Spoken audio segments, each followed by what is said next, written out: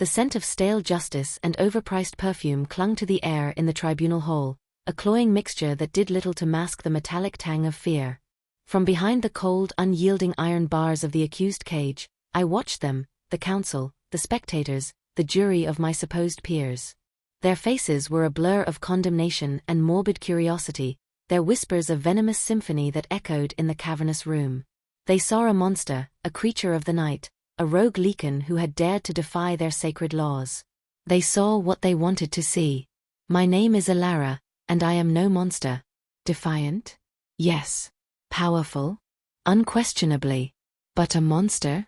The irony was a bitter pill on my tongue. I, who had spent my life protecting the innocent, both human and shifter, was now caged like a feral beast. My crime? Refusing to stand down when a pack of rabid alphas sought to claim a neutral territory, a sanctuary for orphaned shifter children. I had fought, and I had won. But in their world, a lone female asserting such dominance was an unforgivable sin. A hush fell over the crowd as the great oak doors at the back of the hall swung open. A palpable wave of power washed over the room, so potent it made the hairs on my arms stand on end. It was him. Kaelen, the alpha of alphas, the supreme ruler of all werewolf clans in this territory. I had heard the legends, the whispers of his ruthlessness, his unyielding authority, and the mesmerizing, almost unnatural blue of his eyes. He moved with a predatory grace that belied his size, his tailored black suit doing little to conceal the raw power coiled beneath. He didn't just walk, he commanded the very ground he trod upon. As he approached, the crowd parted like the sea before a wrathful god. His gaze, a piercing arctic blue, swept over the assembly before finally landing on me. In that moment, the world seemed to shrink, the noise of the hall fading into a dull hum. There was only the cage, him, and the charged space between us. He stopped just before the bars, his presence an oppressive weight. I straightened my spine, lifting my chin in a silent challenge. I would not cower. I had done nothing wrong, and I would not let this council of archaic, power-hungry males break me. He was close enough now that I could see the flecks of silver in his otherwise dark hair, the sharp line of his jaw, the faint scar that bisected his left eyebrow. He was devastatingly handsome, a fact that was as infuriating as it was undeniable. His gloved hands came to rest on the bars of my cage, his fingers wrapping around the cold iron. The leather creaked in the silence. Our eyes locked, and for a heart-stopping moment, I saw something flicker in the depths of his gaze. Something other than the cold authority I had expected. It was a flicker of recognition? No, that was impossible. We had never met. And yet, there was an undeniable pull, a primal acknowledgement that sent a shiver down my spine. Elara of the Shadowfen pack, his voice was a low, resonant rumble that vibrated through the metal and into my very bones. You stand accused of defying the council's decree and inciting violence. How do you plead? I held his gaze, my own voice clear and steady when I replied, I plead guilty to defending the innocent. If that is a crime in your eyes, then I am a criminal. A murmur rippled through the crowd. Defiance was not a language the council understood, especially not from a woman. But I would not be silenced. Kaelen's expression remained unreadable, his piercing blue eyes never leaving mine. The corner of his mouth twitched, a barely perceptible movement that could have been a smirk or a sneer. He was a puzzle, an enigma wrapped in power and authority, and I was trapped in the center of his web. The trial had just begun, but I already knew one thing for certain. My fate rested in the hands of this captivating and dangerous alpha. And for the first time in my life, I felt a tremor of uncertainty. Not of fear, but of something far more complicated. Chapter 2, The Weight of a Gaze. The trial was a farce, a meticulously choreographed performance for an audience baying for blood. One by one, the alphas I had bested took the stand, their testimonies a tapestry of lies and half-truths, painting me as a power-hungry usurper. They spoke of my uncontrollable rage, my blatant disregard for tradition. They conveniently omitted the part where their packs had been preying on the weak, extorting resources from the very sanctuary I had sworn to protect. Through it all, I remained silent, my gaze fixed on Kaelen. He sat on a high-backed, throne-like chair, the very picture of regal authority. He listened intently to each testimony, his expression never wavering from a mask of cool neutrality. Yet, I could feel his eyes on me, a constant, heavy pressure that was both unnerving and strangely intimate. It was as if he were dissecting me, peeling back my layers to see the truth I held within.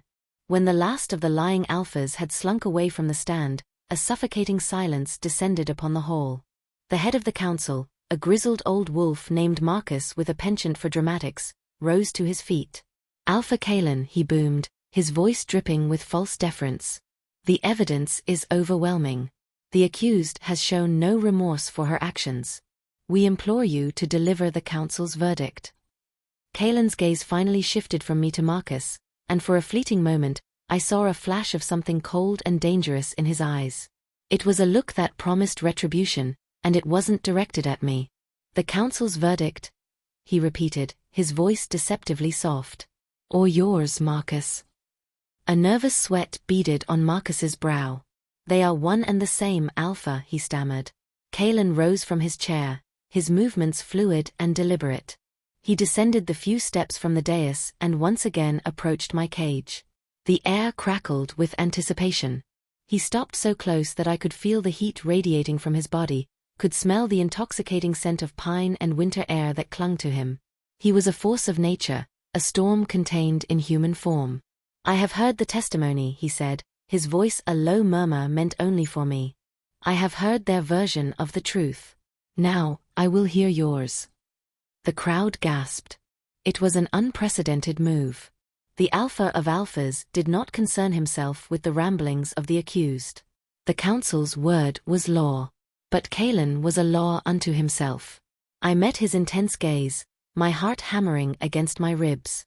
Here was my chance, a sliver of an opportunity to make him see the truth.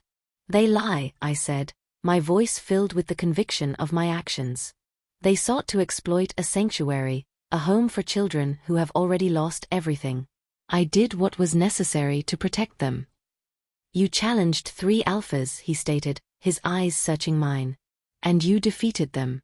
A feat unheard of for a lone female." "I am stronger than I look," I retorted, a hint of pride in my tone. A ghost of a smile touched his lips. "I have no doubt of that." He held my gaze for a long moment, an unspoken conversation passing between us. It was a clash of wills, a test of strength. I refused to look away, to show any sign of weakness. I had fought for what was right, and I would not apologize for it. He finally broke the silence, his voice ringing with an authority that left no room for argument. "The old ways are not always the right ways. Strength is not a commodity to be hoarded by a select few. It is a tool to be used for the betterment of all." He turned to face the stunned council. Elara of the Shadowfen pack acted in the defense of the defenseless. Her actions, though unconventional, were just. Therefore, I find her not guilty of the charges brought against her. The hall erupted in a cacophony of shocked murmurs and outraged cries. Marcus's face was a mask of disbelief and fury. But Kaelen paid them no mind. He produced a key from his pocket and, with a decisive click, unlocked the door to my cage. The heavy iron swung open, a silent invitation to freedom. As I stepped out, our eyes met once more. There was a silent understanding that passed between us, a recognition of the power that we both wielded. I had won my freedom, but I had also captured the attention of the most powerful werewolf in the territory. And as I looked into the depths of his mesmerizing blue eyes, I had a feeling that my life was about to become infinitely more complicated. Chapter 3: An Unspoken Debt. The immediate aftermath of the verdict was a chaotic blur. The council members were in an uproar, their faces contorted in masks of outrage and disbelief. Marcus, in particular, looked as though he might shift right there in the middle of the tribunal hall. But one look from Kaelen, a glacial stare that promised a swift and brutal end, was enough to silence their protests. They were dogs barking at a lion, and they knew it. I stood on the now free side of the cage, the reality of my situation slowly sinking in. I was no longer a prisoner, but I was far from truly free. The weight of Kaelen's decision settled upon my shoulders, a heavy cloak of unspoken obligation. He had not just acquitted me, he had openly defied his own counsel, an act that would undoubtedly have repercussions. And he had done it for me, a stranger. The question was, why? As the crowd began to disperse, a mixture of the disappointed and the intrigued, Kaelen turned his attention back to me. The raw power that had radiated from him during the verdict had subsided, replaced by a quiet intensity that was no less intimidating. "Walk with me," he commanded, his voice leaving no room for refusal. He led me from the tribunal hall, his guards falling into step behind us, creating a protective barrier between us and the lingering hostile glares. We walked in silence through opulent corridors, the click of my worn boots a stark contrast to the silent tread of his expensive shoes. The grandeur of the surroundings was lost on me. My mind was a whirlwind of questions and suspicions. He finally led me to a private study, the room dominated by a large mahogany desk and floor-to-ceiling windows that overlooked a sprawling, moonlit garden.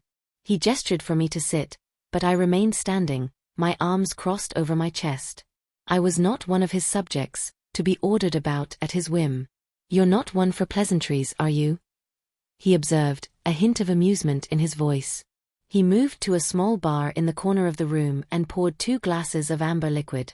"I have little to be pleasant about," I replied, my tone clipped. "One moment I'm a prisoner, the next I'm your guest. You'll forgive me if I'm a little disoriented." He turned, offering me a glass. I hesitated for a moment before taking it, the warmth of the crystal a small comfort in my cold hands. "I can imagine," he said, his gaze softening almost imperceptibly. "The council can be overzealous in their pursuit of what they perceive as justice." "They are bullies and hypocrites," I stated, taking a sip of the drink. It was whiskey, aged and smooth, but with a fiery kick that mirrored the man who had poured it. "That they are," he agreed, his eyes never leaving mine. "Which is why their power needs to be kept in check." "And you are the one to do it?" I challenged. "I am the one with the strength to do it," he corrected, his voice a low, confident rumble. We stood in silence for a long moment, the unspoken tension between us thick enough to cut with a knife. "Why did you do it?" I finally asked, the question that had been burning in my mind since he had unlocked my cage. "Why did you go against your own counsel for me?" He took a slow sip of his whiskey, his eyes holding mine over the rim of the glass. "Let's just say I have an appreciation for unique talents." His answer was deliberately vague, a politician's response that did nothing to quell my suspicions. "And what is it you think I can do for you?" I pressed, my voice laced with skepticism. He set his glass down on the desk, the sound a sharp crack in the silence. "For now, I simply offer you my protection. The alphas you humiliated will not take their defeat lying down. They will come for you." "I can take care of myself," I said, a spark of defiance igniting within me. "I have no doubt," he replied, a genuine smile finally gracing his lips. It transformed his face, softening the harsh lines and making him look younger, almost approachable. "But even the strongest wolf can be brought down by a pack of cowards. Consider my offer a professional courtesy." I studied him, trying to decipher the true meaning behind his words. He was an alpha, a creature of power and dominance. They did nothing without a reason, without a clear benefit to themselves. And yet, I could sense a sincerity in his offer, a genuine concern that went beyond mere political maneuvering. "And what do you ask for in return for this protection?" I asked, my voice wary. He moved closer, his proximity sending a jolt of awareness through me. "For now, nothing," he murmured, his voice a low caress. "But the time will come when I will have a favor to ask of you. A debt to be repaid." His words hung in the air between us, a promise and a threat all at once. I was no longer a prisoner of the council, but I was now indebted to the most powerful man in the werewolf world. I had escaped one cage, only to find myself in another, albeit a much more gilded one. And as I looked into the depths of Kaelen's captivating blue eyes, I knew that this was a debt that would come at a very high price. Chapter 4: A Glimpse into the Lion's Den. The days that followed were a strange sort of limbo. I was given a lavish suite of rooms in Kaelen's sprawling estate, a place that was more fortress than home. The opulence was suffocating, a stark contrast to the simple, rustic life I had always known. Servants, all werewolves with an almost reverential fear of their alpha, attended to my every need, their movements silent and efficient. I was a guest, a protected entity, but the gilded bars of my new reality were no less confining than the iron ones of the tribunal hall. Kaelen was a ghost, a powerful presence that I felt more than saw. He was consumed by the political fallout of his decision, the whispers of dissent from his council now growing into open murmurs of rebellion. I would catch glimpses of him in the long corridors, his face a mask of stern concentration, his powerful stride eating up the ground. Our paths rarely crossed, and when they did, our interactions were brief, formal affairs, the air thick with unspoken words. Yet, in those fleeting moments, I saw a side of him that few were privy to. I saw the weight of his responsibility, the burden of leadership etched in the fine lines around his eyes. He was not just a ruthless alpha, he was a king, a protector, a man who carried the fate of his people on his shoulders. And I, for some inexplicable reason, had become a piece in his intricate game of power. One evening, driven by a restless energy I couldn't contain, I found my way to the estate's training grounds. The moon was high and full, casting a silvery glow on the deserted arena. The air was crisp and cool, a welcome respite from the stuffy confines of my rooms. I needed to feel the burn in my muscles, the familiar ache that reminded me I was alive, that I was a warrior. I shed my borrowed silken robes, leaving me in a simple tunic and leggings. I moved through a series of familiar forms, my body a blur of motion in the moonlight. The movements were ingrained in me, a dance of violence and grace that was as natural as breathing. I lost myself in the rhythm, the world outside the training ground fading away until there was only the moon, the cool night air, and the beat of my own heart. A sound from the shadows startled me, and I spun around, my body tensed, ready for a fight. Kaelen emerged from the darkness, his arms crossed over his chest, a silent observer. He was dressed in simple training leathers, a far cry from the tailored suits I was used to seeing him in. The moonlight caught the silver in his hair, and for a moment, he looked like a god of the night, a creature of myth and legend. "You move with the grace of a dancer," he said, his voice a low rumble in the quiet night. "And the heart of a warrior," I added, not bothering to hide the edge in my voice. He chuckled, a deep, resonant sound that sent a shiver down my spine. "That I have no doubt of." He walked towards me, his movements fluid and purposeful. "I came to clear my head. The council is restless." "I can imagine," I said, my gaze unwavering. "I've made you a target." "You have," he agreed, stopping just a few feet from me. "But a target is something I am well accustomed to being." He paused, his blue eyes boring into mine. "I saw something in you, Elara. A fire, a strength that is rare, even among alphas. You are a force to be reckoned with. And you wish to use that force for your own purposes," I stated, my voice flat. "I wish to forge an alliance," he corrected. "The world is changing. The old ways are dying. We need new leaders, new strength, if we are to survive." His words hung in the air, a tantalizing offer, a dangerous proposition. To align myself with him would be to place myself at the center of a storm, to make enemies of the most powerful wolves in the territory.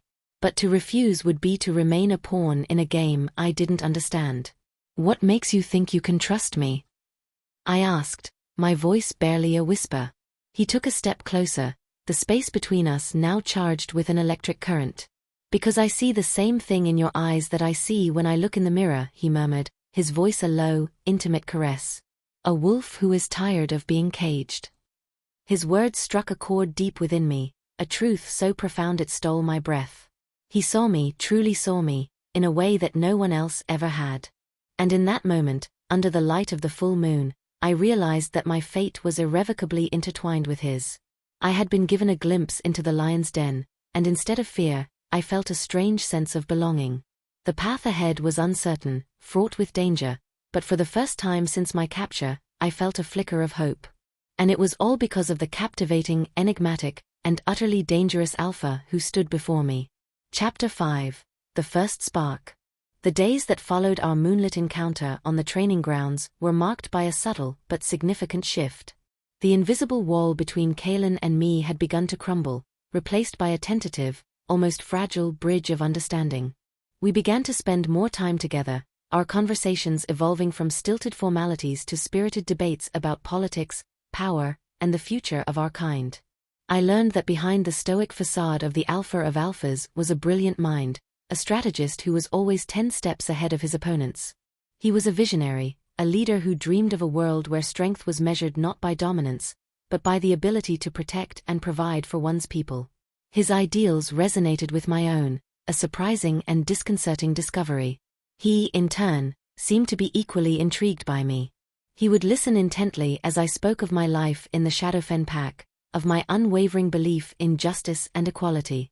He never once made me feel as though my opinions were less valid because I was a woman, a refreshing change from the chauvinistic alphas I was used to dealing with.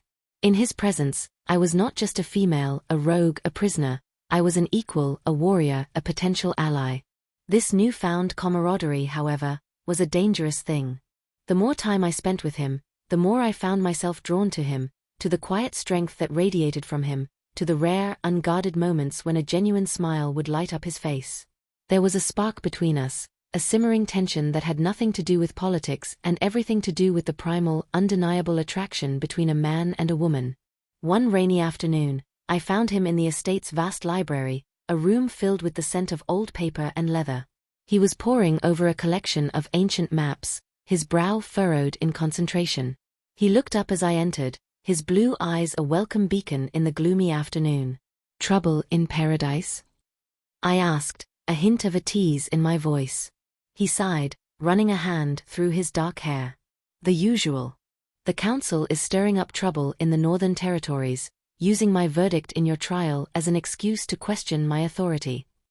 "I'm sorry," I said, a genuine pang of guilt twisting in my gut. "Don't be," he said, his gaze intense. "Their descent was inevitable. You were simply the catalyst." He gestured to the map spread out on the table. "They are trying to cut off our supply lines, to weaken my position before the next full moon gathering."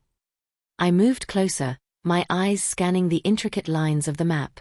"The Whisper Wind Pass," I said, my finger tracing a narrow, treacherous route through the mountains. "It's a dangerous path, but it's the only one they won't be expecting you to take." He looked at me, a flicker of surprise in his eyes. "You know of this pass?" "My pack used it for generations," I replied, a wave of nostalgia washing over me. "It's not on any official maps. A well-kept secret." A slow smile spread across his face.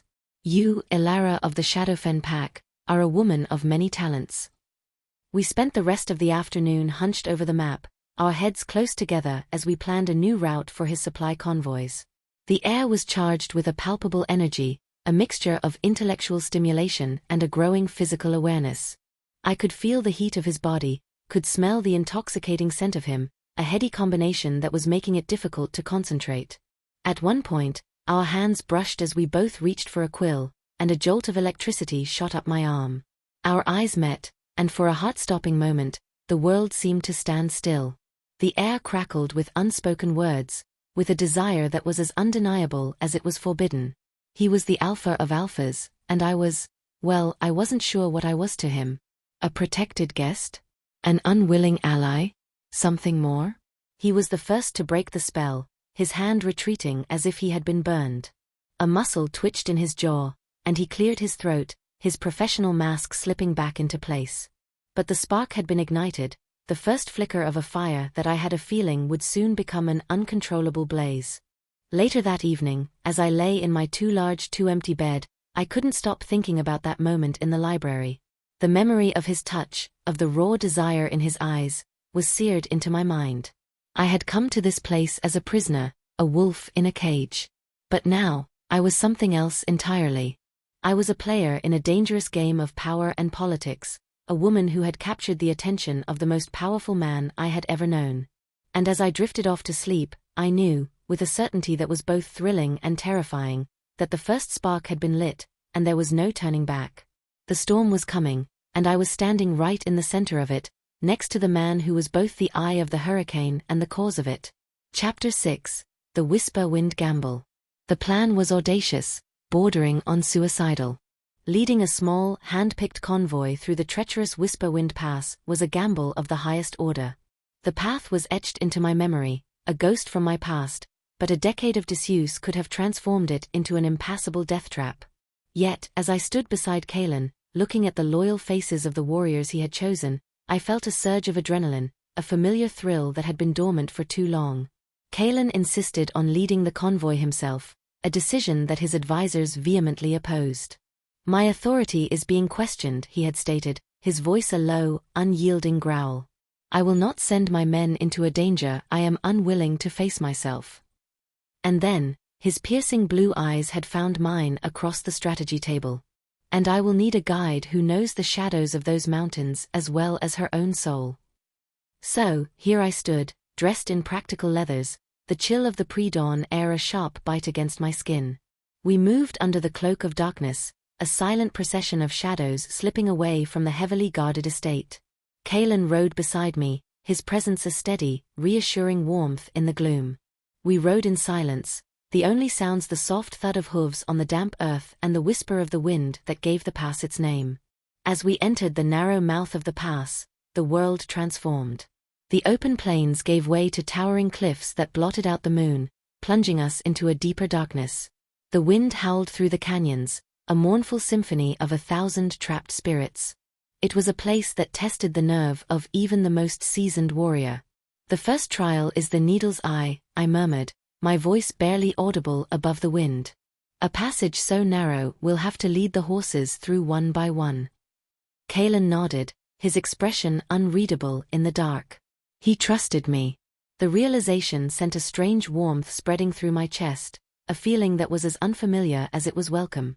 He dismounted, his movements fluid and confident, and took the reins of his stallion, his hand brushing against mine in the process. The brief contact was electric, a spark of heat in the biting cold. We navigated the needle's eye without incident, but the pass had more dangers in store. Hours later, as the first hints of dawn painted the eastern sky in shades of gray, a sudden rockslide sent a cascade of stones and debris tumbling down the cliff face, blocking our path. We were trapped, exposed, a perfect target for any of Marcus's patrols that might be lurking in the area. Panic flickered in the eyes of some of the younger warriors, but Kaelen's voice cut through the rising tension, a whip-crack of authority. "We clear the path. Now." We worked with a desperate urgency, our hands raw and bleeding as we hauled rocks and rubble out of the way. I worked alongside Kaelen, our bodies moving in a synchronized rhythm, a silent understanding passing between us. At one point, a large boulder, precariously balanced, began to shift. It tumbled towards me, and for a heart-stopping moment, I was frozen, the certainty of being crushed paralyzing me. But then, Kaelen was there. He moved with a speed that was almost supernatural, his body slamming into mine, pushing me out of the boulder's path. We fell to the ground in a tangle of limbs, the rock crashing into the spot where I had been standing just a second before. I lay beneath him, his hard body pressing me into the cold, unforgiving ground. My heart hammered against my ribs, a frantic drumbeat of fear and something else, something far more dangerous. His face was inches from mine, his blue eyes blazing with a mixture of concern and a fierce, untamed emotion I couldn't decipher. The world seemed to narrow to the space between us, the chaos of the rockslide fading into a distant roar. His scent filled my senses, pine, winter air, and the unique, musky scent of him. "Are you hurt?" he rasped, his voice thick with emotion. I shook my head, unable to find my voice. His gaze dropped to my lips, and for a breathless moment, I thought he was going to kiss me. The air crackled with the possibility, the raw, undeniable chemistry that had been simmering between us from the very beginning. The moment was shattered by the shout of one of his men. "Alpha, the path is clear." Kaelen pushed himself off me, the spell broken. He offered me a hand, his touch sending another jolt of awareness through me. We didn't speak of what had almost happened, but it hung in the air between us, a silent acknowledgement of the line we had almost crossed.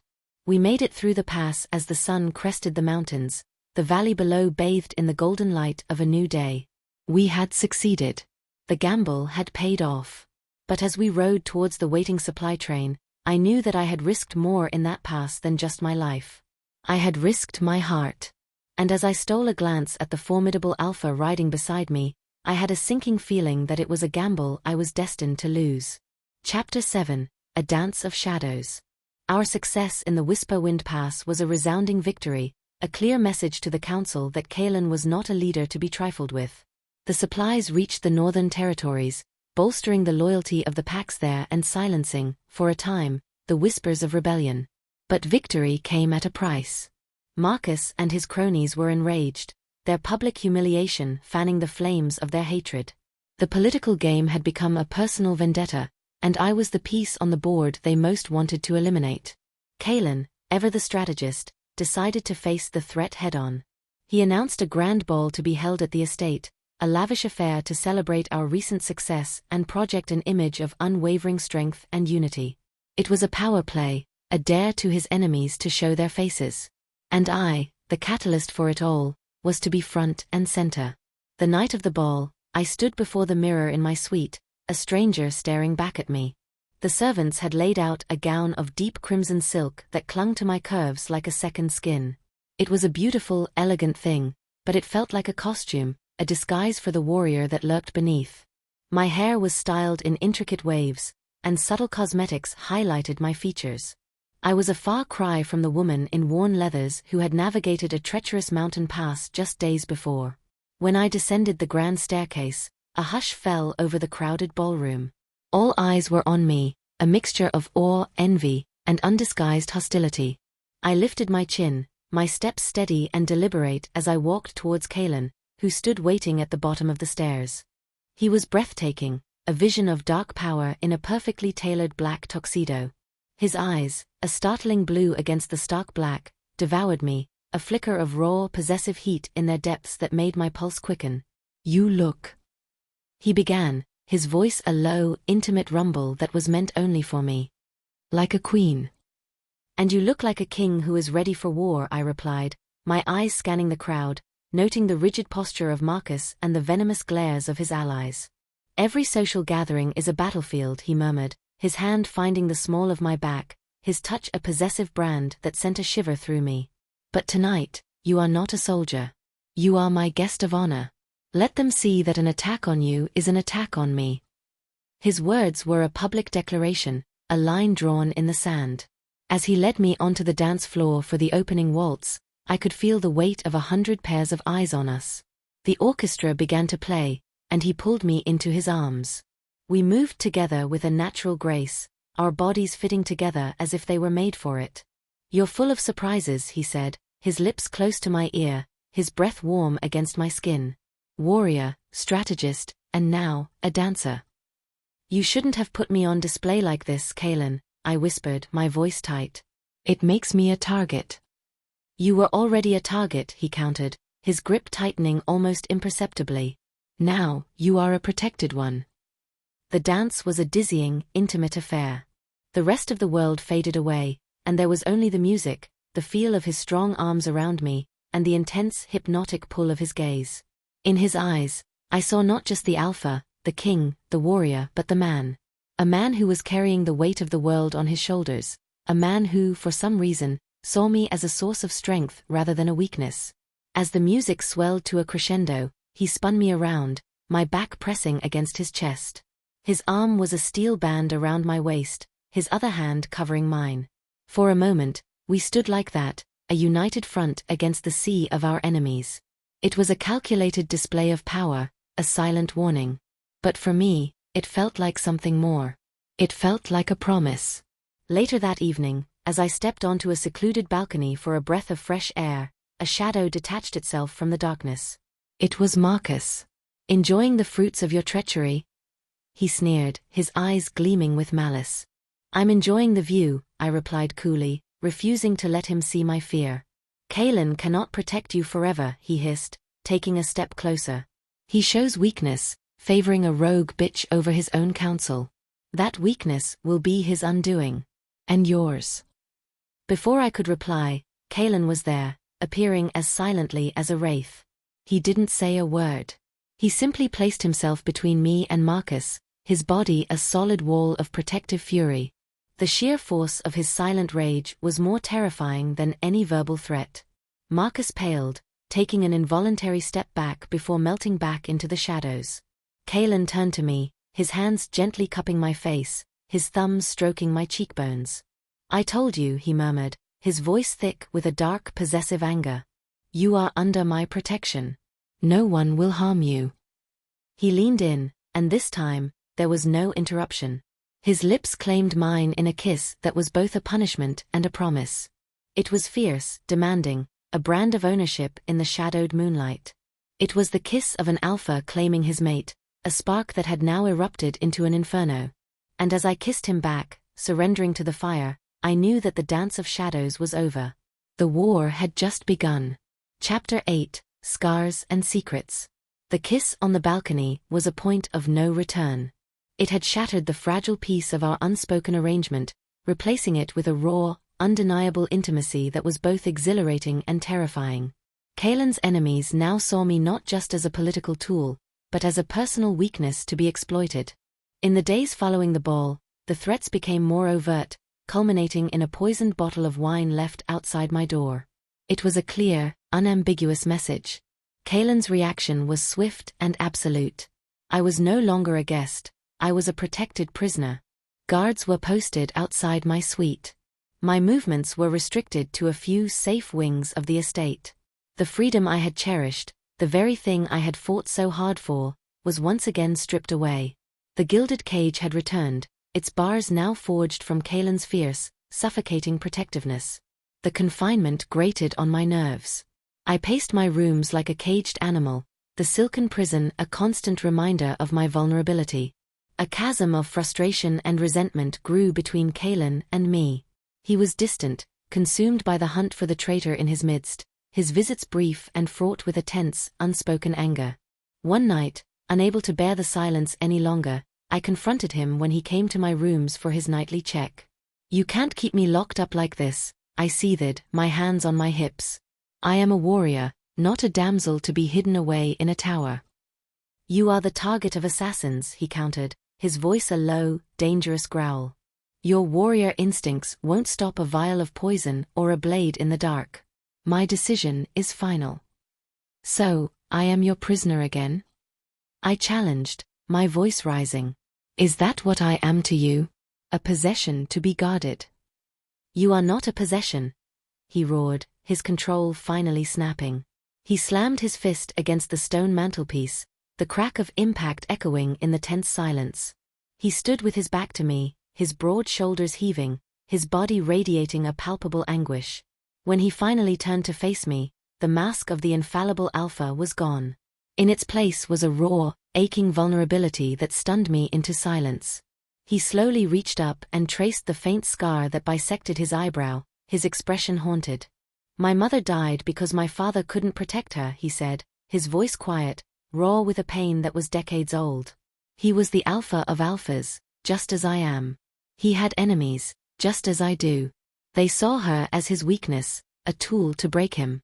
They poisoned her, and he was too arrogant, too consumed by politics, to see the threat until it was too late.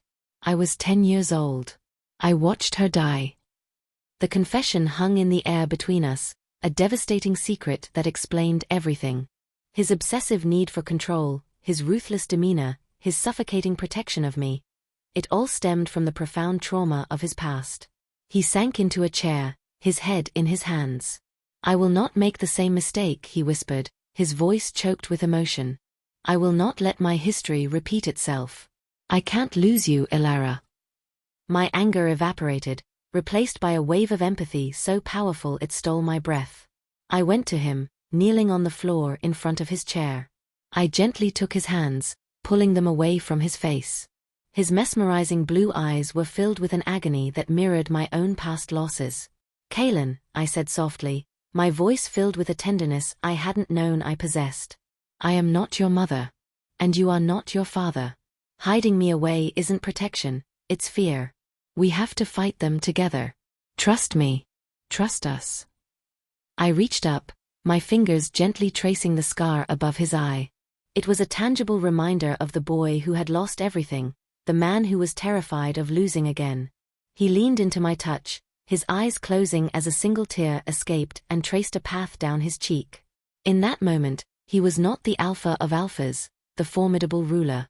He was just a man, haunted by his scars, terrified of his secrets.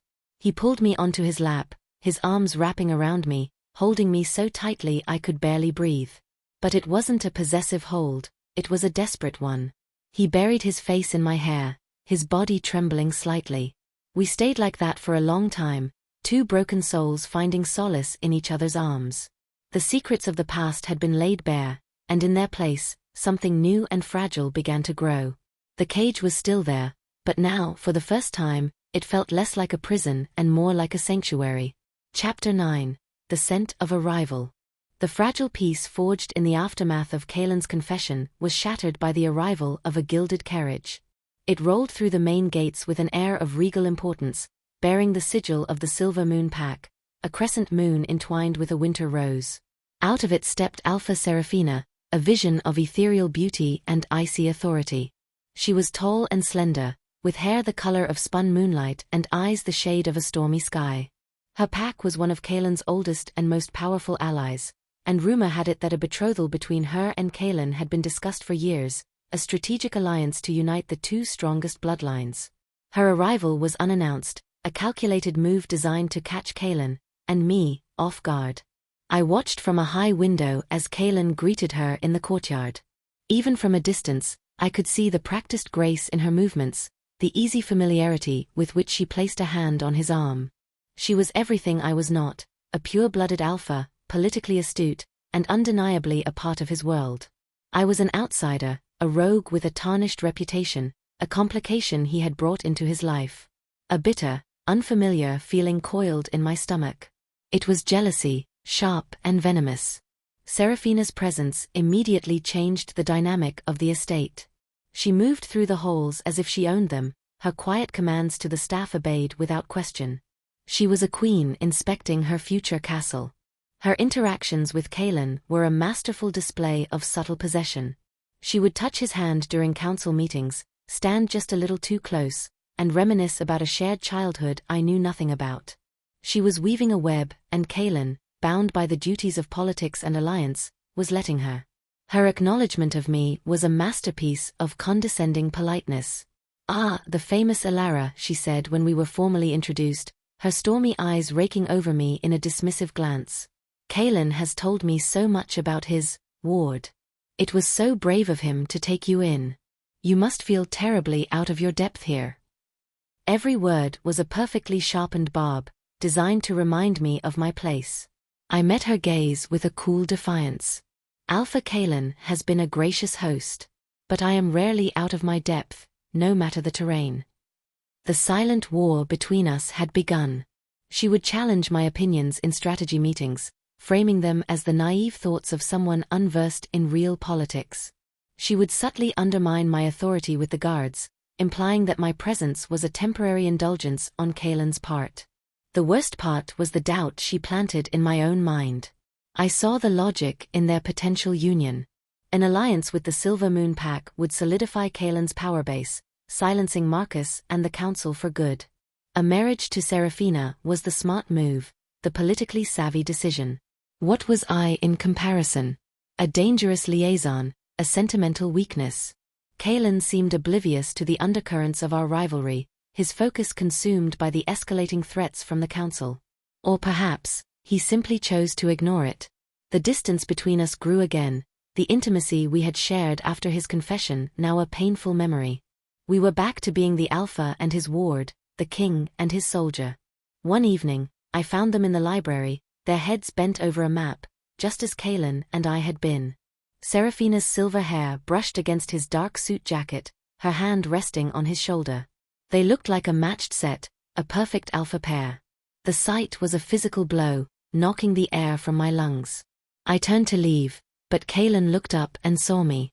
"Elara," he called out, his voice holding a hint of confusion at my retreat. Seraphina turned, a triumphant, feline smile playing on her lips. "Don't run off," she said, her voice dripping with false sweetness. "We were just discussing the upcoming Alpha Conclave. Kaelen will need a strong Luna by his side to present a united front. Don't you agree?" Her meaning was clear. The role of Luna, the Alpha's mate and female counterpart, was hers to claim. She was telling me, in no uncertain terms, that my time here was over. I looked at Kaelen, searching his face for some sign, some reassurance. But his expression was unreadable, his handsome features a mask of political neutrality. He didn't confirm her words, but more importantly, he didn't deny them. My heart, which I had foolishly begun to believe was safe with him, fractured. I gave them a curt nod, my pride the only thing holding me together. Of course, I said, my voice dangerously steady. The pack comes first. I walked away, each step an agony. I had survived a cage of iron and a cage of silk, but this new cage, the one built from my own feelings and the scent of a rival, was the most painful of all. Chapter 10, The Claim. The week leading up to the Alpha Conclave was a special kind of hell. Serafina was a constant, icy presence at Kaelen's side, positioning herself as the de facto Luna of the estate. She commandeered the planning of the event, reviewed security details with the guards, and sat in on Kaelen's most sensitive meetings. She was asserting her dominance, and I, confined by my status as a guest, was forced to watch from the sidelines. Kaelen, caught between his duty to a powerful ally and whatever complicated feelings he had for me, remained frustratingly diplomatic and distant. The emotional chasm between us had become a desolate, frozen wasteland. My patience finally snapped. I would not be pushed aside, not by her, not by anyone. My life was my own, and if Kaelen was choosing politics over me, then I needed to know. I cornered him in his private study late one night, the room lit only by the dying embers in the hearth. She thinks she's going to be your Luna, I stated, foregoing any preamble. Kaelen looked up from the documents he was reading, his face weary. Serafina is an important ally, Elara. Her support at the conclave is critical. That's not what I asked, I pressed, my voice shaking with a mixture of anger and hurt. Do you plan to mate with her? Is that my future here? To be the Alpha's former pet, tucked away in a dusty wing of the castle while you and your pure-blood queen rule. He rose from his desk, his towering frame silhouetted against the dim light. That is not what you are. Then what am I? I demanded, taking a step forward. Because right now, I am the woman you kiss in the shadows but ignore in the light.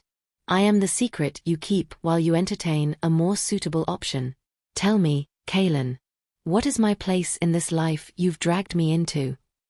He closed the distance between us, his hands coming up to grip my shoulders. His touch was firm, desperate. Your place is by my side, he growled, his blue eyes blazing with an emotion so fierce it made me gasp. But you don't understand the game. Marcus will use you against me at the conclave. He will paint you as a whore, a rogue I've taken to my bed, and use it to declare me an unfit leader. An alliance with Serafina is the only thing holding his faction at bay. So you will sacrifice me to win your game? I whispered, my heart breaking. No, he said, his voice dropping to a raw, ragged whisper. I am trying to protect you. And I am trying to win the war so that I can have you without reservation. Before I could process his words, the study doors burst open. Marcus stood there, flanked by two of his most loyal alphas. Behind them, a pale, triumphant Serafina watched the scene unfold. It was a planned ambush. So, the rumors are true, Marcus sneered, his eyes filled with venomous glee as he took in our proximity, Kaelen's hands still gripping my shoulders. Our great alpha, consorting with a rogue outcast in the dead of night. Defiling his bloodline, ignoring his duties. The conclave will be very interested to hear of this. Kaelen's body went rigid. I could feel the raw primal power coiling within him, the beast just beneath the skin begging to be unleashed. This was it. The moment of truth. He could push me away, deny me, and salvage his political standing. Instead, he did something I never expected. He pulled me against him, his arm wrapping around my waist like a band of steel. He turned to face his accusers, his eyes glowing with an incandescent blue fury. He was no longer a politician or a strategist. He was a pure, undiluted alpha. You are mistaken, Marcus. Kaelen's voice was deceptively calm, yet it vibrated with an authority that shook the very foundations of the room. I am not consorting with her. And she is no outcast. He looked down at me, his gaze so intense it seared my soul. All the doubt, all the pain, all the political maneuvering vanished. In his eyes, I saw only a fierce, unwavering certainty. She is my choice, he declared, his voice ringing with absolute power, a proclamation meant not just for the men in the room, but for the entire world. She is the other half of my soul, the future of this pack. She is my mate. And if any of you so much as look at her with malice again, I will tear the world down around you." His words were a thunderclap, a seismic shift in the balance of power. Serafina gasped, her face a mask of shocked fury. Marcus was momentarily struck dumb, his plan having backfired spectacularly. Then, Kaelen lowered his head and claimed my lips. It was not a kiss of desperation or anger, but one of absolute, public ownership. It was a kiss that sealed a vow, a claim that defied councils and rivals.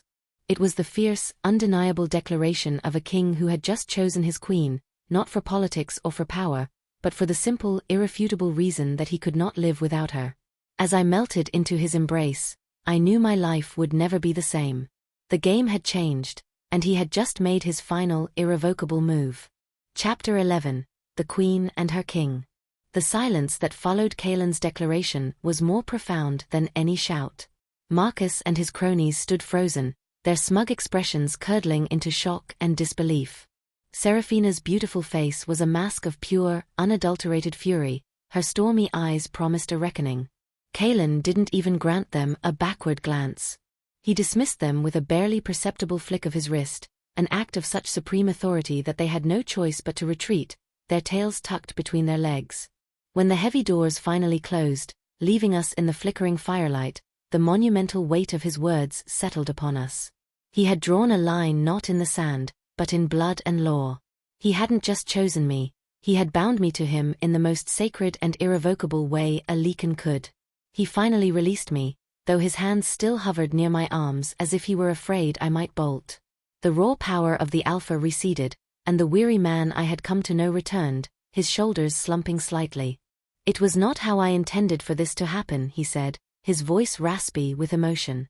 "You intended for this to happen at all?" I asked, my own voice barely a whisper. My heart was a wild, frantic thing in my chest, caught between terror and a dizzying, soaring hope. "From the moment I saw you in that cage," he admitted, his gaze intense and unwavering. "I saw a queen, not a criminal. I saw my equal." He took my hand, his thumb stroking over my knuckles. "I was a coward, Elara. I was trying to play the game, to maneuver the pieces until it was safe to claim you. My father's ghost. It made me cautious. But tonight, seeing them corner you, the thought of losing you was 100 times more terrifying than any political fallout. My fear for you eclipsed my fear of the past." His honesty was a balm on my wounded pride. He hadn't been toying with me, he had been fighting a war on two fronts, one against his enemies, and one against himself. "This changes everything," I said, the reality of our new situation dawning. "Yes," he agreed, a slow, genuine smile spreading across his face. "It does." He gently pulled me closer. "The claim is only the first step. A mating bond must be accepted by both souls." He looked at me, his blue eyes searching mine, filled with a raw vulnerability that mirrored my own. "Elara of the Shadowfen pack, my warrior, my queen. Will you accept my claim? Will you be my mate?" And in that moment, all the fear, all the jealousy and uncertainty, melted away. There was only him, this powerful, flawed, magnificent man who saw me for everything I was. "Yes," I breathed. "Yes, Kaelen." The word was a key turning in a lock. A jolt, powerful and warm, surged between us, a current of pure energy that seemed to weave our very souls together. It was the birth of the bond, a connection so profound I could suddenly feel the steady, reassuring beat of his heart as if it were my own. I could feel the deep well of his relief, the fierce possessiveness, the overwhelming love he had been holding back. It was intoxicating and overwhelming. He let out a shuddering breath, his forehead resting against mine. "We have to be smart," he murmured, his voice thick with the power of the new bond. "By claiming you, I've invoked the old laws. They cannot challenge you directly now without committing sacrilege. They will come for me, and they will use your past to do it." I pulled back slightly, my resolve hardening. "Then let them come. You are not fighting this war alone anymore." He looked at me, his alpha, his king, and I looked back, his warrior, his queen. The game had changed, and we were no longer just pieces on the board. We were the ones who would now decide its outcome together. Chapter 12. The Serpent's Whisper. The news of Kaelen's claim spread through the territories like a shockwave. It was an audacious, romantic, and politically explosive act that left no one neutral. Packs that had been wavering now declared their loyalty, inspired by Kaelen's boldness. But our enemies, spurned and humiliated, became more venomous than ever. Seraphina was the first to strike. She left the estate the following morning, but not before delivering a parting shot. She requested a private audience with Kaelen, from which he emerged with a jaw tight with fury. Through our new bond, I felt the echo of his anger and, beneath it, a sliver of betrayal. "She has allied herself with Marcus," he told me later, his voice a low growl. "She's using her pack's influence, calling in old debts, painting you as a violent, unstable rogue who has somehow bewitched me. She is feeding Marcus every piece of information she has on my strategies, my resources, my weaknesses." The serpent had shown her fangs. Seraphina was no longer just a rival for Kaelen's affection. She was a traitor, actively working to bring him down. Her wounded pride had festered into a dangerous, calculated hatred. Marcus, emboldened by his new ally, began his own campaign. He couldn't attack the sacred bond, so he attacked my history. He twisted the truth of the sanctuary, spreading whispers that I hadn't just defeated the alphas there, but that I had butchered them in a rabid frenzy, that the children I'd protected were a cult of feral youths I was training for my own nefarious purposes. He was crafting a narrative to paint me as a monster, an unfit Luna who would bring chaos and ruin to the packs. The pressure was immense, but it forged our bond into something stronger than steel. We spent every waking moment together, preparing for the conclave. Our training sessions became the bedrock of our new partnership. In the training arena, under the pale light of the moon, we shed our titles of Alpha and Luna and became simply Kaelen and Elara. He taught me the formal, powerful fighting styles of the ruling class, the precise footwork and devastating blows designed for honorable duels. In turn, I showed him the dirty, unpredictable tactics of a survivor. I taught him how to use his environment, how to find an opponent's weakness, how to fight not for honor, but for your life. Our bodies learned to move in sync, a deadly dance of two wolves who knew each other's every strength and every secret. During these sessions, the physical pull between us became an almost unbearable fire. The heat of a spar would often linger, our chests heaving, our eyes locking with an intensity that had nothing to do with combat. But we made a silent pact. The full consummation of our bond, the final, physical joining, would be our reward after the conclave. It was a promise that kept our focus sharp, a future to fight for. My old instincts, the ones that had kept me alive as a rogue, were screaming that we were missing something. I felt watched, and the scent of Seraphina's cloying winter rose perfume seemed to linger in places it shouldn't. One night, I followed that instinct. I moved like a shadow through the estate, my senses on high alert. I found myself in the servants' corridors, near the kitchens, where a faint trail of her scent led to a scullery maid who was huddled over a small, encoded communication device. The maid, when confronted, confessed everything. She was one of Seraphina's spies, left behind to report on our every move. The information she was relaying was more than just strategic, it was personal. Details of our training, the layout of Kaelen's private quarters, the schedules of the guard shifts. We now knew the truth. We weren't just facing a political smear campaign. We were facing a coordinated conspiracy from within. Seraphina and Marcus weren't just planning to dethrone Kaelen, they were planning to end him, and the upcoming conclave was to be their chosen battlefield. Chapter 13. The Trial of the Wolf. The ancestral grounds were a formidable sight, a vast, wind-swept plateau dominated by a circle of ancient standing stones that hummed with centuries of power. This was where alphas were made and broken, where the fate of the territories was decided. As Kaelen and I rode into the gathering, the air was thick with tension. The eyes of every alpha and their chosen retinue were upon us, their gazes a mixture of curiosity, respect, and outright hostility. We presented a united front. Kaelen, regal and commanding in his formal leathers, and me at his side, my own attire simple but practical, my head held high. I refused to be seen as a mere ornament. I was a warrior, his mate, and his partner. Our bond was a palpable presence between us, a silent broadcast of strength and solidarity that did not go unnoticed. The conclave began with ancient rites, but the thin veneer of civility was soon stripped away. As expected, Marcus rose to his feet, his face a mask of false piety. "Alpha Kaelen," he began, his voice booming across the assembly. "We acknowledge your claim. The sacred bond is not something we question." He paused for dramatic effect. "However, the health of the pack is paramount. And the Luna must be a figure of stability and peace. We must question the suitability of the wolf you have chosen." He launched into his attack, his voice dripping with venom as he presented his carefully constructed lies. He brought forth witnesses: a disgruntled former guard from the sanctuary, a bitter pack member whose alpha I had defeated, who spoke of my uncontrollable rages and bloodthirsty nature. He painted a picture of me as a feral beast who would lead Kaelen, and by extension all of them, to ruin. When he finished, a tense silence fell over the conclave. Many of the neutral alphas looked troubled, the seeds of doubt successfully planted. This was the moment it would all unravel. But instead of rising to my defense, Kaelen simply looked at me, a silent question in his eyes. "Trust me." I understood. This was not his battle to fight. It was mine. Invoking my right as the accused, I stepped into the center of the circle. I stood alone before them all, my heart hammering but my voice clear and strong.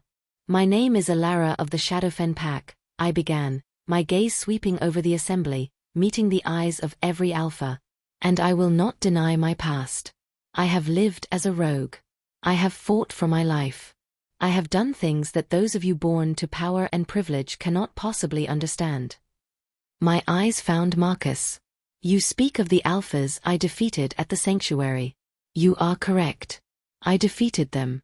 But you fail to mention that they were preying on 24 orphan children. You fail to mention that they demanded tribute from a place of healing. They were bullies, not leaders, and I will never apologize for protecting the innocent from the cruelty of the strong." My voice rang with a conviction that could not be faked. "You see a rogue. A beast. I see a survivor. You want a Luna who is soft and compliant, a political pawn to be moved around a board. Kaelen has not chosen a pawn. He has chosen a queen who knows the cost of survival. He has chosen a warrior who will stand and fight for her pack, not from a throne, but from the front lines. If that is a Luna you cannot accept, then you are not the leaders our people need."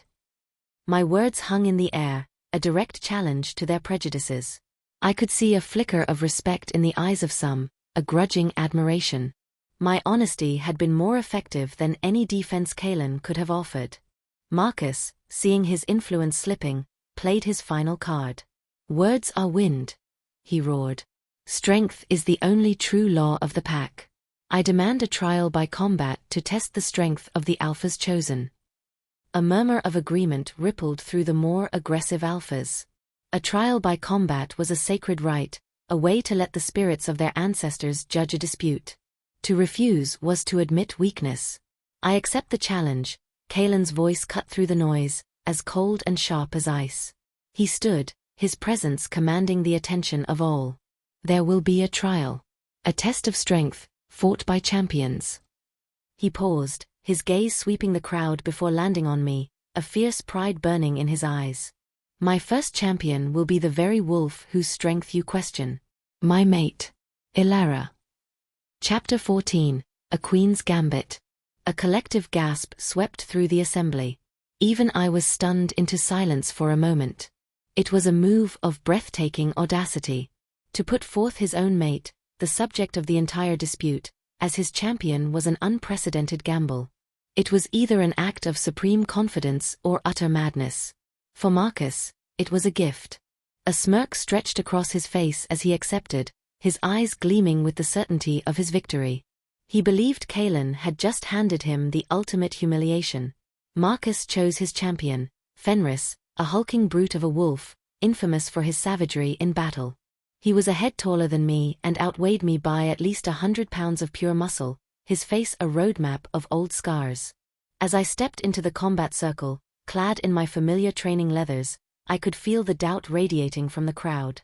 They saw a she-wolf pitted against a monster. But as I faced Fenris, I felt a strange calm settle over me. Through the bond, I could feel Kaelen. He wasn't afraid. He was a bedrock of absolute faith, a silent stream of strength pouring into me. You are a queen, his thoughts echoed in my mind. Show them. The fight began. Fenris came at me with a roar, his strategy simple and brutal, overwhelmed me with sheer force. I didn't try to meet him head-on, that would have been suicide. Instead, I danced.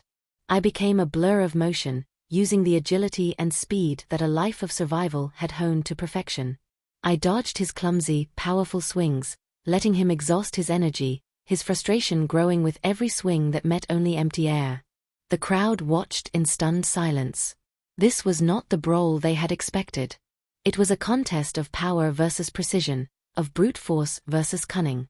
I used the dirty tricks I knew, kicking dirt into his eyes, using the uneven ground of the circle to my advantage. I was not fighting for honor, I was fighting for our future. Fenris, enraged, finally managed to corner me. His massive hand shot out and grabbed my arm, his grip like a vice. He lifted me from my feet, a triumphant roar rumbling in his chest. I felt a spike of his pain and frustration through the bond, but it was overshadowed by a wave of Kaelen's calm, focused power. Use it, his voice urged in my mind. Instead of fighting the hold, I went with it. I allowed him to pull me closer, and as he did, I swung my body, using his own momentum to drive my knee into his ribs with a sickening crack. He bellowed in pain, his grip faltering for just a second, but it was the opening I needed. I twisted free, dropping to the ground and sweeping his legs out from under him. The giant fell with a crash that shook the earth. Before he could recover, I was on him, the point of my dagger pressed against his throat. We stared at each other, his chest heaving, his eyes wide with disbelief. The crowd was utterly silent. I could have ended him. The law of the trial would have permitted it. But that was not who I was. Yield, I commanded, my voice steady and clear. For a long moment, his pride warred with his survival.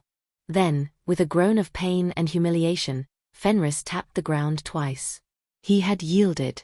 I stood and offered him my hand. He stared at it for a moment, shocked, before taking it and allowing me to help him to his feet.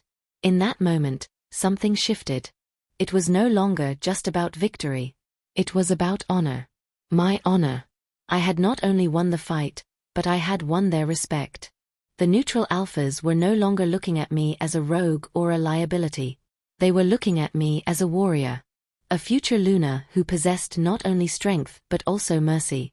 As I walked out of the circle, my eyes met Kaelen's. The love and pride radiating from him through our bond was a victory sweeter than any battle. We had won.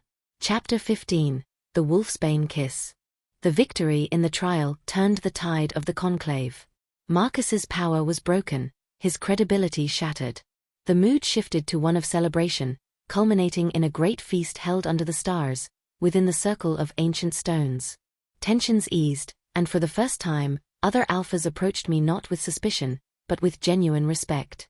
They saw the strength of our bond, the truth of our partnership. Kaelen and I sat at the head of the gathering, a king and queen surveying their court. His hand rested possessively on my thigh under the table, a constant, reassuring touch. The future we had fought for felt within our grasp. Yet, a sliver of unease remained lodged deep within me. It was too easy. Marcus was not the kind of wolf to accept defeat gracefully, and Seraphina was a serpent who would not simply slink away. My senses were on high alert, scanning the celebrating crowd, searching for a threat I couldn't name. Kaelen, feeling my disquiet through the bond, leaned closer. "What is it?" he murmured, his lips brushing my ear. "Something's not right," I whispered back. "They've gone to ground too easily." My eyes darted to the shadows beyond the firelight, to the deep darkness between the standing stones. And then I saw it. A flicker of movement. The faint, metallic glint of moonlight on a crossbow. Time seemed to slow down. I saw the assassin, cloaked and hooded. I saw him raise the weapon. I saw it aimed directly at Kaelen's heart. There was no time to shout a warning, no time to think. There was only time to act. In the split second before the trigger was pulled, I moved. I threw myself in front of Kaelen, my body a shield. The sound of the bowstring's release was a dull thwack, instantly lost in the noise of the feast. But I felt the impact, a searing white-hot agony that tore through my shoulder. I gasped, a strangled cry of pain, as I looked down. Protruding from my shoulder was a black-fletched bolt. The wood around the tip was stained a sickly, unnatural purple. Wolfsbane. The deadliest poison to our kind. The world began to tilt, the edges of my vision turning grey. I stumbled, my legs refusing to hold me. Kaelen caught me, his face a mask of confusion that morphed into pure, unadulterated horror as he saw the bolt. "No," he breathed, the word a strangled prayer. "No, no, no." My body convulsed as the poison began its vicious work, a fire that burned through my veins, consuming me from the inside out. The last thing I saw before the darkness claimed me was Kaelen's face. The love, the pride, the joy, it was all gone, burned away and replaced by something terrifying. A roar of pure, primal fury erupted from his throat, a sound of such earth-shattering rage and grief that it silenced the entire conclave. The stones themselves seemed to vibrate with his anguish. The civilized alpha, the political king, was gone. In his place was a vengeful mate whose world had just been stolen from him. "Seal the grounds," he bellowed, his voice laced with a power that commanded absolute obedience. "No one leaves." He cradled my limp body against his chest, his head bowed over mine. The battle for his throne was over.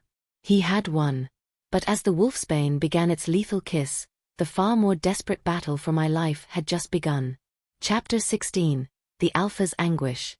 The world dissolved into a maelstrom of rage and terror. One moment, I was a king at his victory feast. The next, the universe had been ripped from its axis. Elara's weight in my arms was a deadening reality, her lifeblood staining my hands, her scent, wildflowers and fierce independence, being choked out by the acrid, sickening smell of wolfsbane. The bond, our brand-new, miraculous connection, had become an instrument of torture. I felt the poisons burn as if it were in my own veins. I felt the fire attacking her cells, the icy dread creeping into her soul as her life force began to unravel. Her consciousness, once a blazing star connected to mine, was flickering, dimming into a faint, distant ember. My own soul screamed in agony, a mirroring wound that tore me apart from the inside. The alpha of alphas, the measured strategist, the political animal, he was gone. Incinerated in the pyre of my grief. What remained was the male, the mate, the beast. My roar had not been a command, it had been a declaration of war on fate itself. My guards, loyal to the core, moved with terrifying efficiency, creating an iron perimeter around the ancestral grounds. No one was leaving. The assassin was here, and so was his paymaster. I carried Elara to the healer's tent, my movements jarringly gentle compared to the hurricane of violence raging within me. The pack's eldest healer, a wise old she-wolf named Lyra, took one look at the bolt and her face became a grim mask. "Alpha. The poison is too advanced. It's a strain I've only read about in the old texts. Swift, brutal, and absolute," she said, her voice heavy with a sorrow that offered no comfort. "Do something." I snarled, the beast pushing against the thin veneer of my control. "We can try to slow it," she offered, her hands already working, applying poultices and chanting ancient words. "But her only hope is to fight it herself.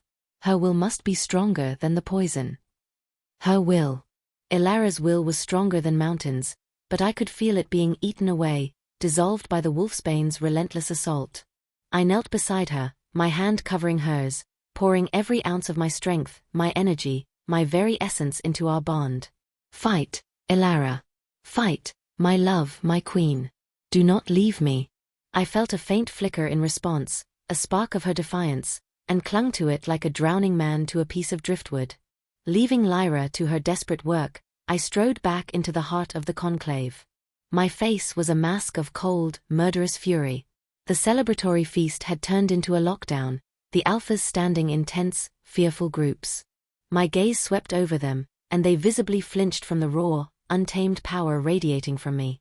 My guards dragged a hooded figure forward and threw him at my feet. The assassin. I crouched down, grabbing a fistful of his cloak and pulling him close. His face was unremarkable, a nobody, but his eyes held a flicker of fanaticism. "Who paid you?" My voice was unervingly quiet, a whisper that promised 1,000 years of pain. He spat at my feet. Your reign of weakness is over. You and your rogue bitch. He didn't get to finish. The beast took over. My hand shot out, my fingers wrapping around his throat. I wasn't interrogating him, I was ending him. But just as my rage reached its peak, I felt a sharp, desperate pulse from Elara through the bond. A plea. Don't. It was the only thing that could have stopped me. I hurled the assassin back to my guards. Take him to the dungeons. Find out who he works for. I want a name, even if you have to peel it from his soul. My eyes then found Marcus and Seraphina. They stood together, feigning shock, but I could see the poorly concealed triumph in their eyes. They believed they had won. They had struck me in the one place I was vulnerable. They had destroyed my heart. But as I looked at their smug faces, a new resolve solidified within the core of my anguish. They thought they had destroyed me. They were wrong. They had just unleashed something far worse than a political rival. They had created a grieving alpha with nothing left to lose. And I would burn the entire world to the ground to avenge her. Chapter 17. Whispers of a Cure. The hours that followed were a waking nightmare. I sat by Elara's side, holding her hand, my world narrowed to the shallow, ragged breaths she drew. The poison was a living thing, a malevolent entity that I could feel coiling around her heart, squeezing the life from her. Lyra and the other healers worked tirelessly, their ancient remedies and chants serving only as a fragile dam against a raging flood. I was losing her. The thought was a physical blade twisting in my gut. My rage had cooled into something far more dangerous, a cold, focused desperation. I refused to accept this. There had to be a way. While my guards conducted their brutal interrogation in the dungeons below the ancestral grounds, I retreated to my own personal tent, where my most trusted attendants had brought scrolls and books from the estate's library. I tore through ancient texts, my eyes scanning brittle pages of lore, searching for any mention of the unique purple-stained wolfsbane. I found references, whispers of a poison brewed not by werewolves, but by an older, more mysterious power. A poison that didn't just kill the body, but was said to sever the soul from its mortal anchor. The descriptions were terrifying, and none of them offered a cure. Just as the first rays of dawn threatened to break, my lead interrogator entered the tent. His knuckles were bloody, but his eyes held the grim light of success. "We have a name, Alpha," he said, his voice low. "The assassin was a zealot, part of a small faction that believes your bloodline is tainted. But he did not act alone. He confessed that the bolt and its poison were procured for him. By Marcus? By Seraphina?" I demanded, my voice raw. "No. He says they only provided the opportunity, the chaos. The poison itself. He says it came from the Gloomwood Witch." The name fell into the tent with the weight of a death sentence. The Gloomwood was a cursed, primeval forest on the edge of the territories, a place where the laws of nature were said to bend and break. And the witch who lived at its heart was a figure of terrifying legend, a being of immense power who traded in secrets and souls. No werewolf who had ventured into her domain had ever returned. The assassin laughed as he died. "Alpha," the god continued, his expression grave. "He said the witch's poison has no cure. He said your mate was already dead." A fresh wave of despair washed over me, so potent it nearly brought me to my knees. But then I felt it again, the faint, stubborn pulse of Elara's spirit through our bond. She was still fighting. She had not given up. And neither would I. My decision was instant and absolute. Imprison Marcus and Seraphina. Charge them with treason. "I will deal with them when I return," I commanded, my voice ringing with renewed purpose. "Prepare my horse. I ride for the Gloomwood." My advisors protested, calling it suicide. They begged me to stay, to lead the packs, to accept the inevitable. They did not understand. The packs, the conclave, my very title, it was all meaningless without her. She was the anchor of my soul. Without her, I was just a hollow shell of power. "My Alpha is in that tent dying," I said, my voice cutting through their arguments like a razor. "If there is even a shadow of a chance to save her, I will chase it into the depths of hell itself." I went to Elara's side one last time, pressing a kiss to her feverish brow. Her skin was cold, her breathing barely a whisper. I could feel her slipping, her light fading faster now. "Hold on, my love," I pleaded, sending the thought through our bond with all the force of my will. "I am coming." Then I turned and walked out of the tent, away from my dying mate and towards a forest from which no one returned. It wasn't a choice. It was the only path left. Chapter 18. The Gloomwood Path. The Gloomwood did not welcome visitors. The moment I crossed its threshold, the world changed. The air grew thick and heavy, smelling of damp earth and ancient decay. A suffocating canopy of gnarled black-barked trees blotted out the sun, plunging the forest floor into a perpetual twilight. Sound died here, even the footfalls of my powerful steed were swallowed by a menacing silence. This was a place of primal, malevolent energy. My werewolf senses, usually a source of strength, were a liability here.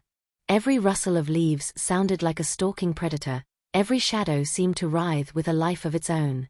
The forest was alive, and it hated me. It hated my kind. My only compass was the fragile thread of my bond with Elara. It was a faint, flickering light in the oppressive darkness, a beacon of warmth against the forest's chilling influence. I focused on it, letting it guide my path, pushing deeper into the cursed woods. With every passing hour, I felt her light dim further, a silent, agonizing countdown that spurred me onward. The Gloomwood did more than just threaten the body, it attacked the mind. It fed on fear and regret, and my soul was a feast. Specters of my past rose from the gloom. I saw my mother, her face pale, her lips blue with the poison that had taken her. "You failed me, Kaelen," she whispered, her voice the rustle of dead leaves. "You let me die. And now you will fail her too." I saw Marcus, his face contorted in a triumphant sneer, holding a crown just out of my reach. I saw Seraphina, laughing as she stood by his side. They were illusions, phantoms conjured by the forest's dark magic to break my will. I gritted my teeth, forcing myself to push through the nightmarish visions. They were not real. The only thing that was real was Elara, and she was dying. At one point, I was set upon by a pack of shadowhounds, creatures of pure nightmare with flaming eyes and teeth like shards of obsidian. My horse, terrified, threw me and bolted into the darkness. I was alone, on foot. I drew my blade, its familiar weight a small comfort. The hounds attacked, a whirlwind of claws and fangs. I fought with the desperation of a man who had already lost everything but had one last thing to fight for. I was wounded, my arm torn open, my body bruised, but I was victorious. The creatures dissolved into black smoke, leaving me panting in the eerie silence, my blood dripping onto the cursed ground. I pressed on, my injuries slowing me, the whispers of the forest growing louder in my mind. It showed me a future without Elara, an empty throne, a hollow crown, an eternity of cold, silent nights. The despair was a physical weight, threatening to crush me. I stumbled, falling to my knees, the last of my strength seeming to desert me. "Kaelen." Her voice. It was not a memory, not an illusion. It was a faint, desperate whisper across our bond. A final, fading plea. It was the spark I needed. I pushed myself to my feet, my body screaming in protest. I would not fail her. I would not let her die alone in the darkness. Driven by that last, fragile connection, I pushed through the final veil of the forest's defenses. The oppressive gloom lessened, and ahead, I saw a faint, flickering light. A small cottage, nestled in a clearing, a plume of smoke curling from its chimney. It looked almost peaceful, a stark contrast to the tormented woods that surrounded it. I had made it. Exhausted, wounded, and clinging to the last vestiges of hope, I staggered into the clearing and collapsed before the witch's door. Chapter 19. A Witch's Bargain. The cottage door creaked open. The woman who stood there was not the gnarled crone of legend. She was ageless, her face a tapestry of fine lines that spoke of centuries, not decades. Her eyes were the color of moss and held a depth of ancient, unsettling wisdom. She looked down at my broken form on her doorstep, her expression not of surprise, but of weary expectation. "So, the Alpha King comes crawling," she said, her voice like the rustling of dry leaves. "I wondered if you had it in you." With the last of my strength, I pushed myself to my knees. "My mate," I rasped, my throat raw. "She's dying. Your poison." I brew what I am paid to brew, the witch replied, her tone devoid of malice or pity. It was simply a statement of fact. The motives of wolves are no concern of mine. She studied my face, her moss-green eyes seeming to peer directly into my soul. But the bond you share, that is a rare and powerful magic. It is the only reason you were able to pass through my woods. Is there a cure? I asked, the question a desperate prayer. I will give you anything. Gold, land, power. She let out a dry, humorless laugh. What would I do with the trinkets of a temporary king? I have the forest. It provides all I need. She turned to go back inside. Your mate's thread is almost snipped. Go back to her. Grieve. No. I surged forward, grabbing the doorframe to stop her. There is a cure. I know it. Name your price. Any price. The witch paused, turning her head slightly. A flicker of something, perhaps curiosity, perhaps respect, passed through her ancient eyes. There is a way, she admitted slowly. But the price is not something you give. It is something you lose. The antidote requires a catalyst of supreme vitality, an ingredient known as the moon petal. Hope, fierce and painful, flared in my chest. Where do I find it? It cannot be found by a wolf whose heart is full of rage and fear, she said, her gaze pinning me. It grows in a hidden grove, a place of pure life, protected by my magic. It only blooms on a full moon, and it only offers its power to one who approaches with a selfless heart. She gestured to the sky, barely visible through the canopy. The moon is full tonight. You are lucky. Or perhaps fated. Tell me what I must do, I said, my voice steady. Finding the bloom is only the first step, she continued, her voice taking on a grave tone. Its healing properties are dormant. To awaken them, the bloom must be infused with a willing sacrifice. It requires a portion of a great power source. A piece of an alpha's life force. She let the words hang in the air, their meaning settling over me like a shroud. You mean, a piece of my strength? My power. Permanently, she confirmed. You would be giving a part of your alpha essence, the very thing that makes you who you are, to your mate. You will still be an alpha, but you will be less. Your dominance will be diminished, your raw power capped forever. You would be saving her life by sacrificing the pinnacle of your own. I looked at her, at the ancient, knowing power in her eyes, and I understood the bargain. It was the ultimate test. The world valued me for my supreme strength, my unchallengeable dominance. It was the foundation of my rule, my identity. She was asking me to break a piece of that foundation. There was no hesitation. There wasn't even a choice to be made. A world where I was the most powerful alpha, but Elara was not in it, was a worthless, empty husk.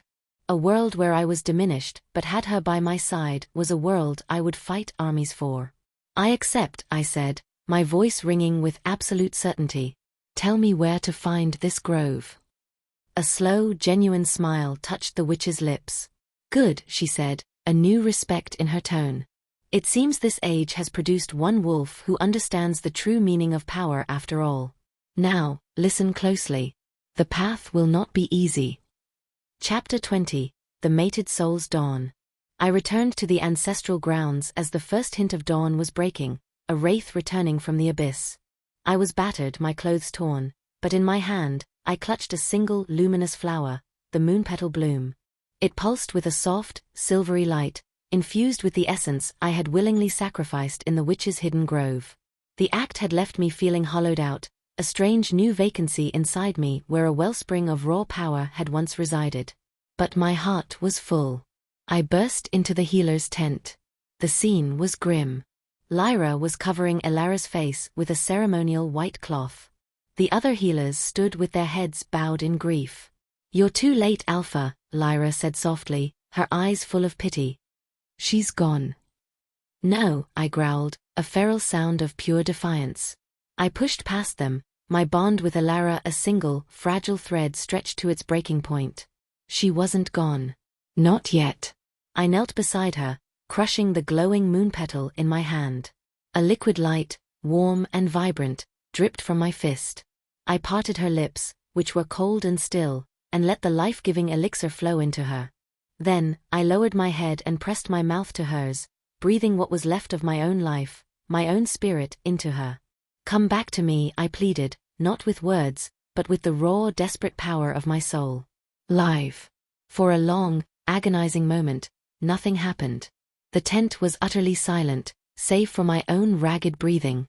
And then, a shudder racked Elara's body. A single, sharp gasp for air. Her eyelids fluttered open.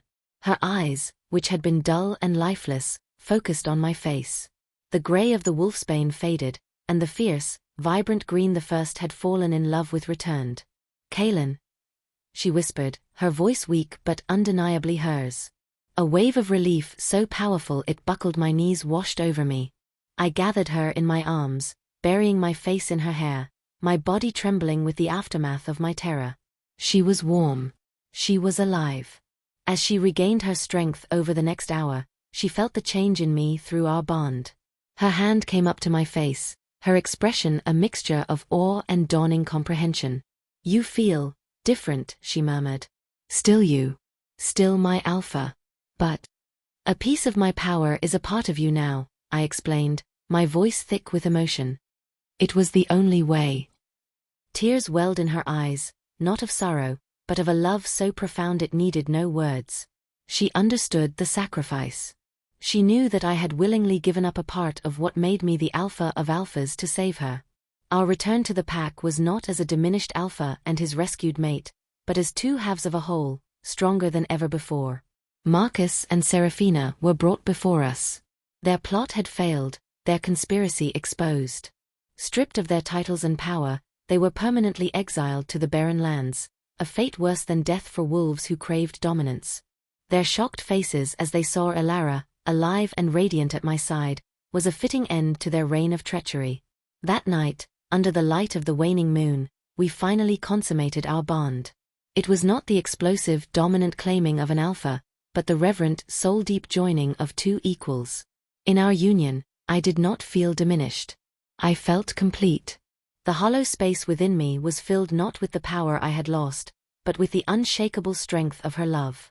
In the weeks and years that followed, some whispered that I was a lesser alpha than my father, that I had sacrificed my true potential. They were wrong.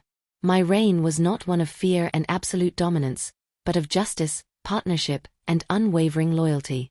With Elara, my queen, my warrior, my heart at my side, we led our people into a new era of peace and prosperity.